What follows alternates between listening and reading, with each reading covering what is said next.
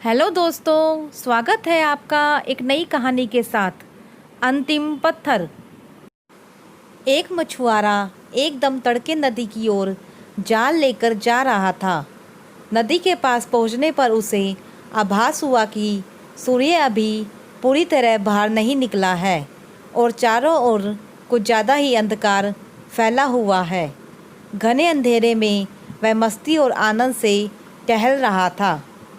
टहलते टहलते उसका पैर एक झोले से टकराया। उत्साहपूर्वक उसने झोले में हाथ डाला तो पाया कि उसमें बहुत बड़े बड़े चमकीले पत्थर भरे हुए थे। समय बिताने के लिए मछुआरे ने झोले में से एक एक पत्थर निकाला और नदी में फेंकता गया। समय बिताने के लिए हम कोई भी कार्य कर लेते हैं। धीरे धीरे करके उसे झोले के कई पत्थर नदी में फेंक दिए। जब अंतिम पत्थर उसके हाथ में था कि तभी सूर्य की रोशनी धरती पर फैल गई। सूर्य के प्रकाश में उसने देखा कि उसके हाथ में बचा हुआ अंतिम पत्थर बहुत तेज चमक रहा था। उस पत्थर से ऐसी चमक निकलती देखकर वह दंग रह गया। उसकी धड़कनें बंद होने को हो गई, क्योंकि वह पत्थर नहीं बल्कि अनमोल हीरा था।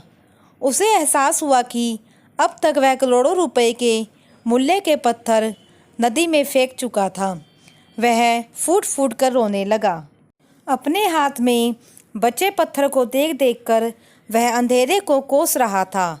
उसे भरोसा नहीं हो रहा था कि उसने अपने हाथों से इतने कीमती हीरे नदी में फेंक दिए थे।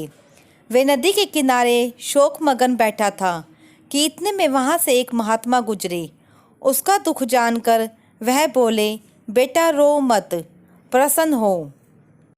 तुम अब भी सौभाग्यशाली हो कि अंतिम हीरा फेंकने से पहले ही सूर्य की रोशनी फूट पड़ी, वरना यह हीरा भी तुम्हारे हाथों से निकल जाता।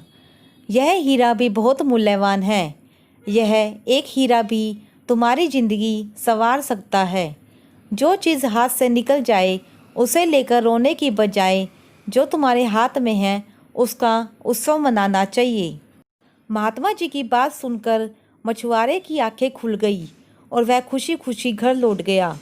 इस कहानी से हमें यही शिक्षा मिलती है कि गुजरी हुई बातों को भुला देना ही ठीक है।